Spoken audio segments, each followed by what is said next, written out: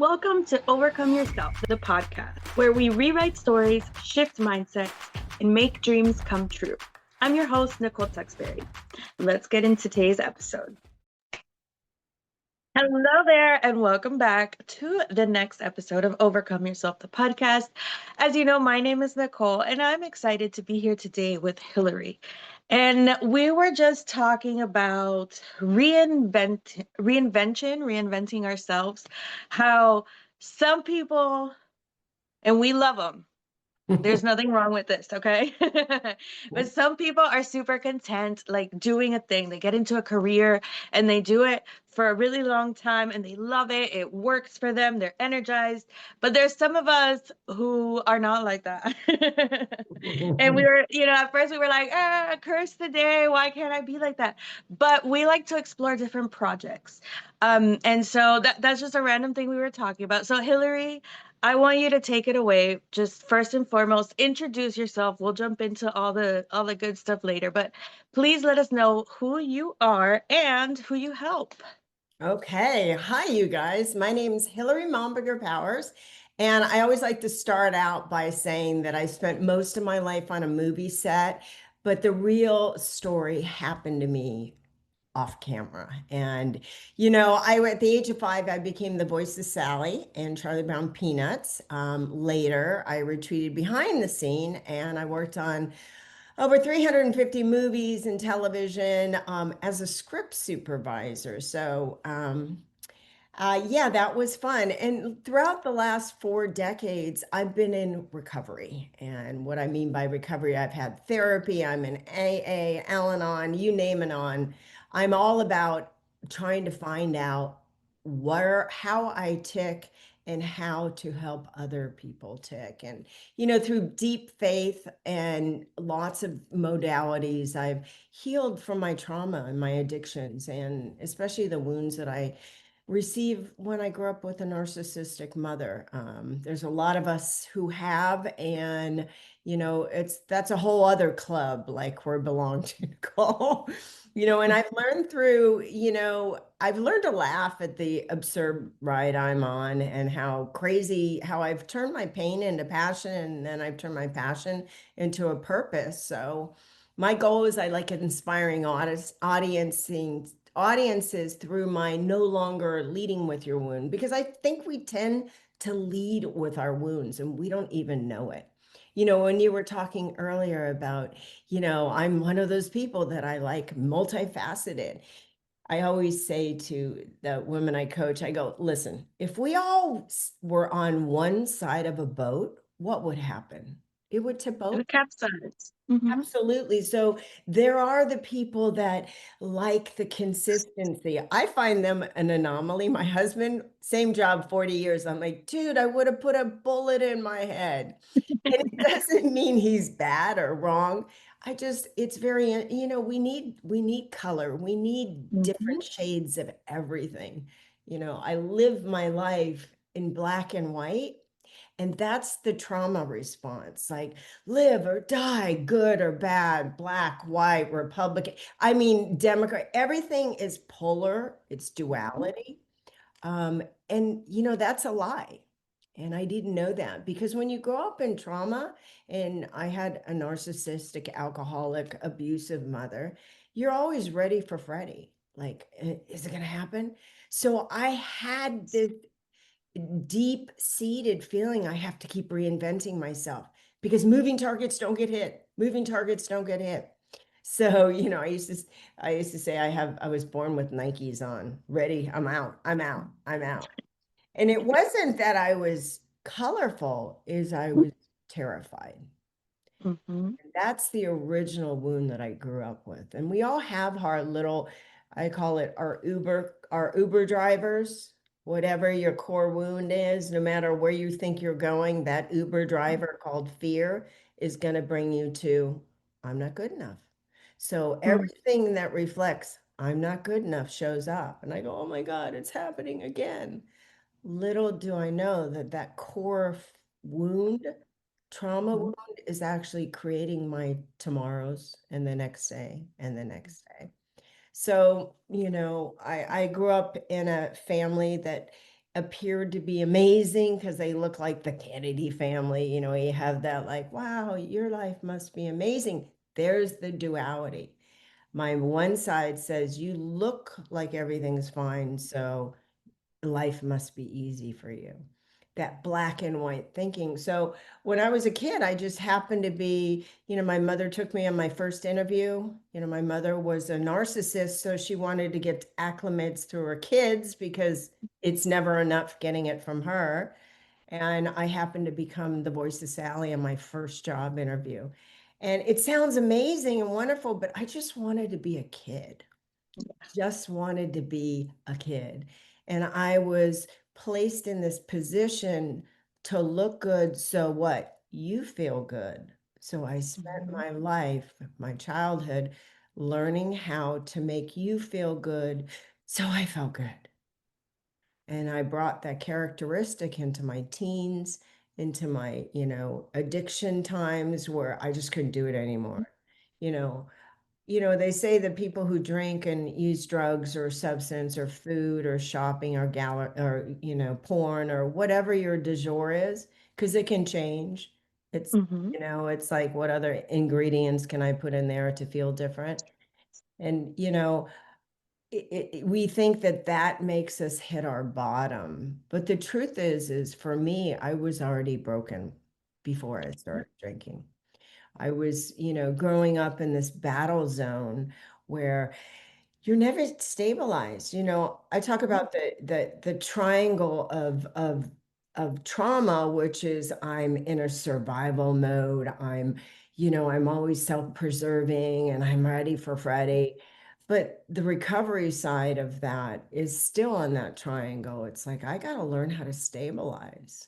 And when you Mhm. didn't really grow up stabilizing, you're thinking, I'll be happy over there. I'll be happy over there. I'll be happy over there. And I have suffered from that and I have grown from that. Mhm. So when I think I could get that job, I could get that job, I spent a long time beating myself up for not being able to just stick with one thing until I started embracing, I enjoy learning more about what I can do and what I can't do and what makes me happy on the inside out, not the outside in. Mhm. Because I mean, we live in a society where if you're famous, you're good. And which is, there's always Pandora's box to everything. It's like it appears to look good.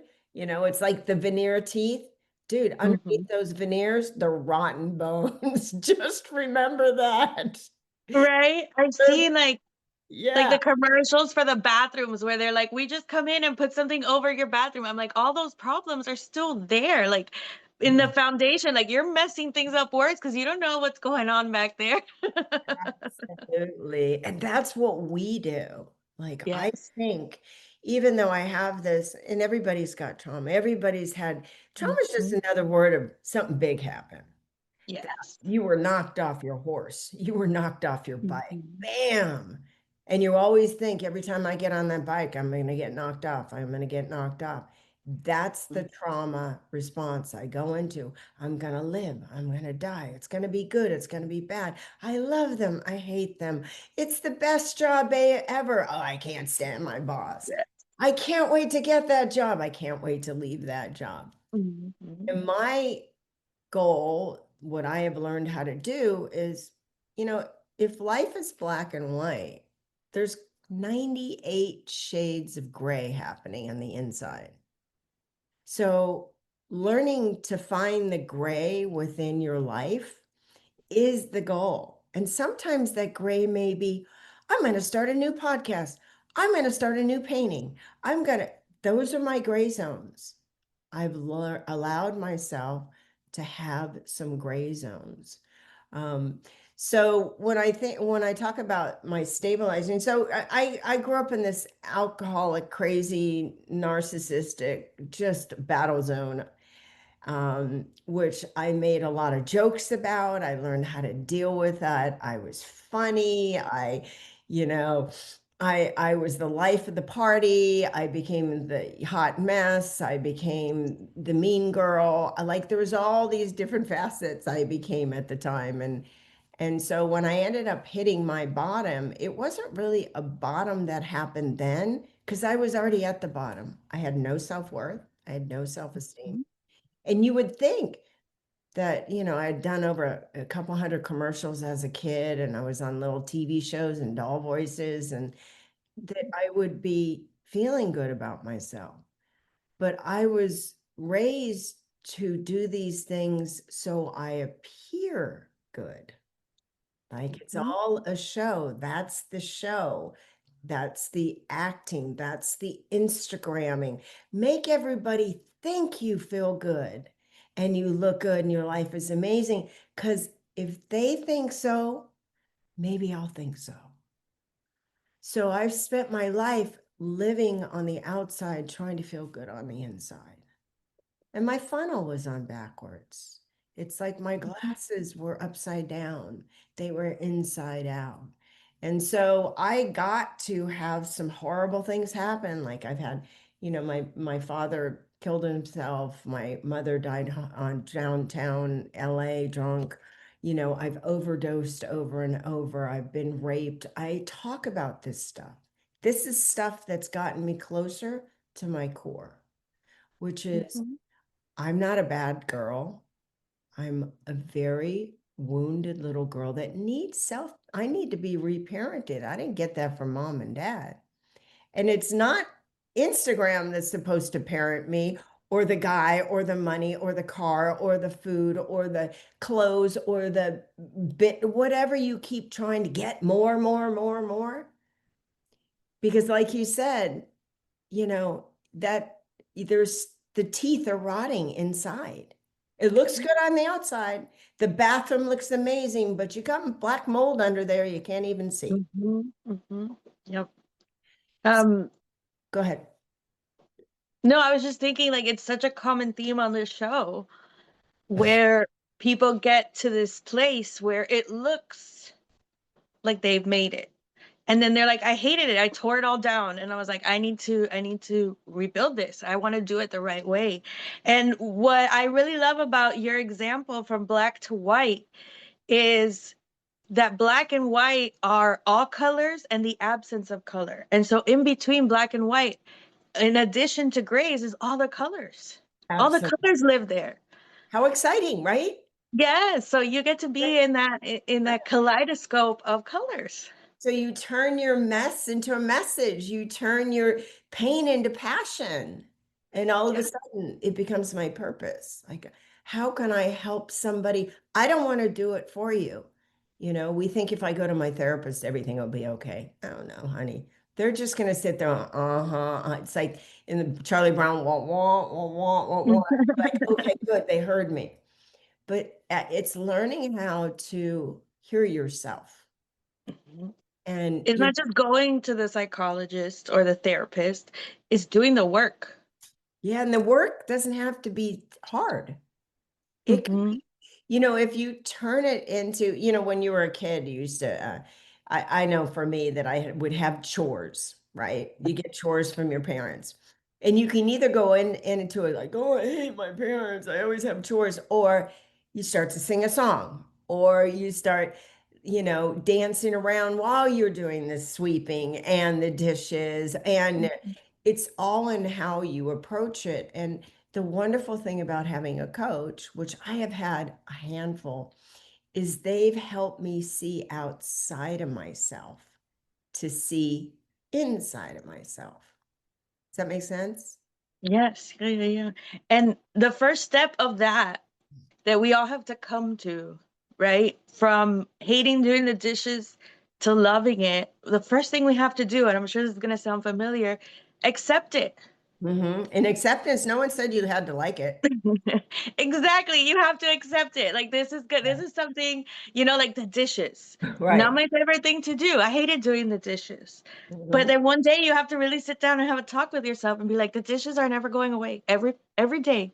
And how Every about day this? there's gonna be dishes. How lucky am I to have dishes? Exactly. You God, I'm change so that lucky to have a perspective. yeah.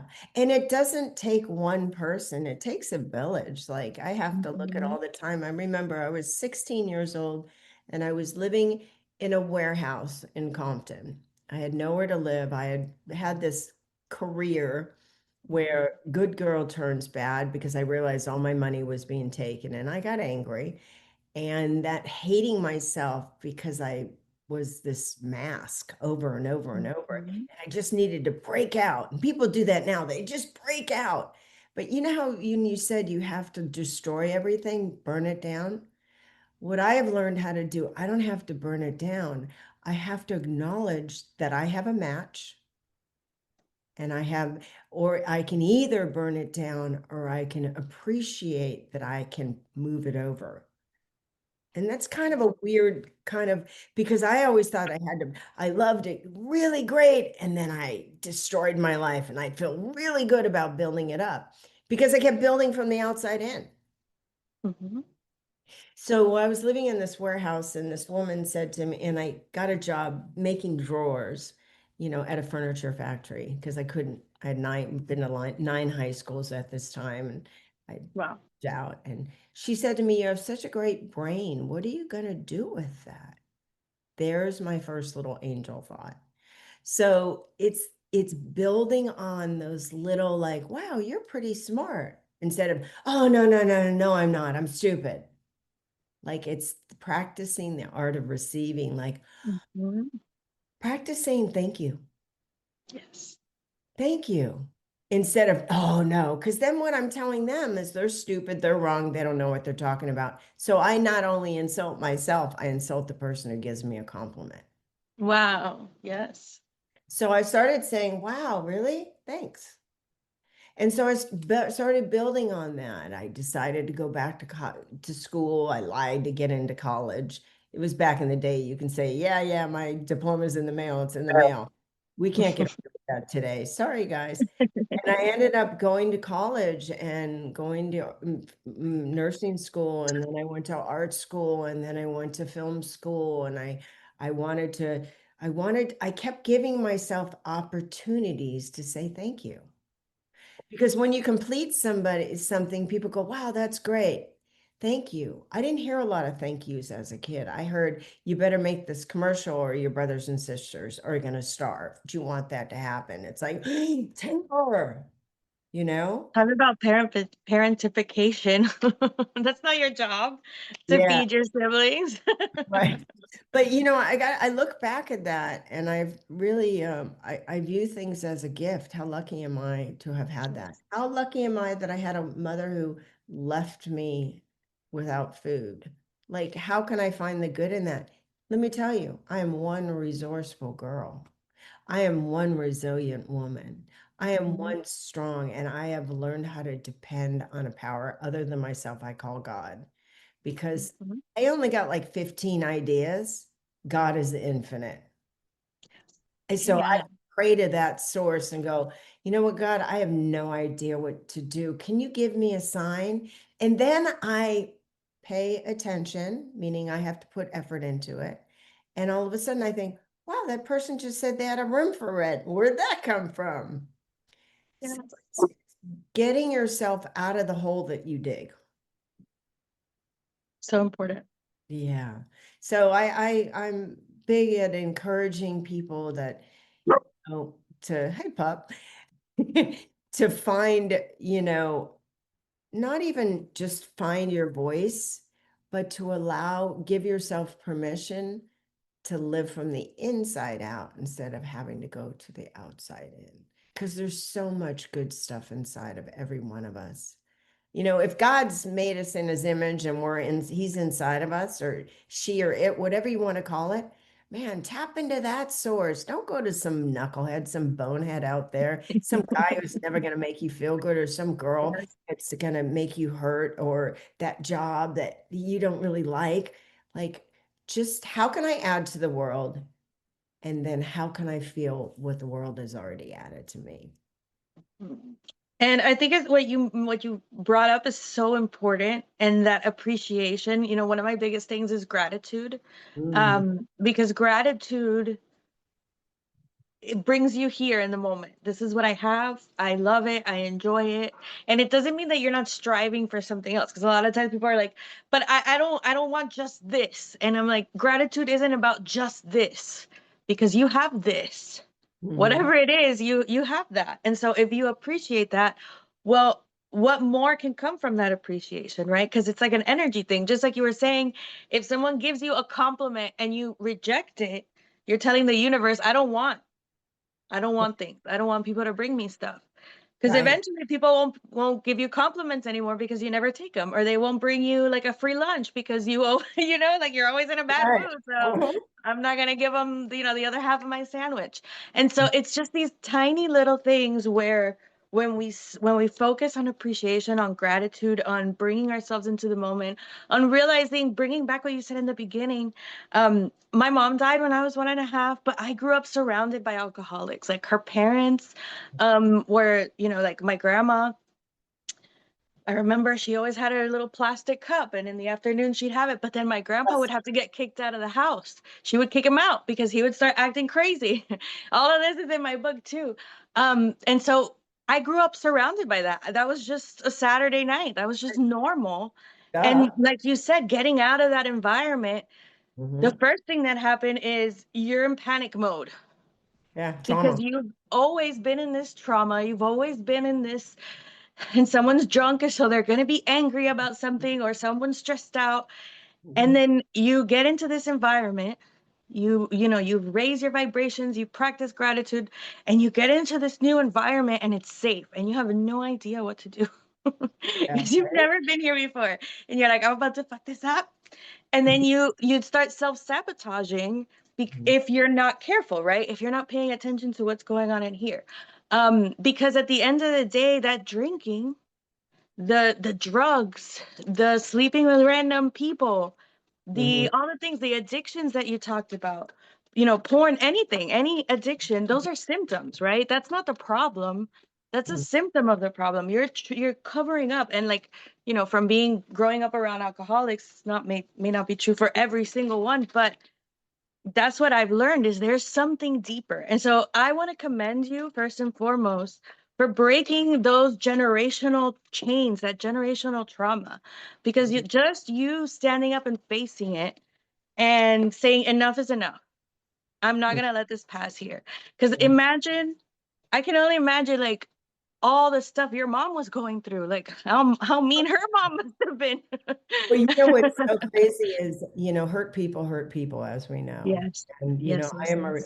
I gave up the victimese. Hmm. I stopped speaking that language because I have power now. Yes. When you're in that continuous trauma, that's why I said no longer leading with your wound. I don't even Hmm. know I'm leading with it. I think this is just my life. This is what I've been dealt. And I too grew up with around the alcoholism and the crazy. And then I became a part of the circus until I said, you Hmm. know what? I don't feel good anymore. Yes.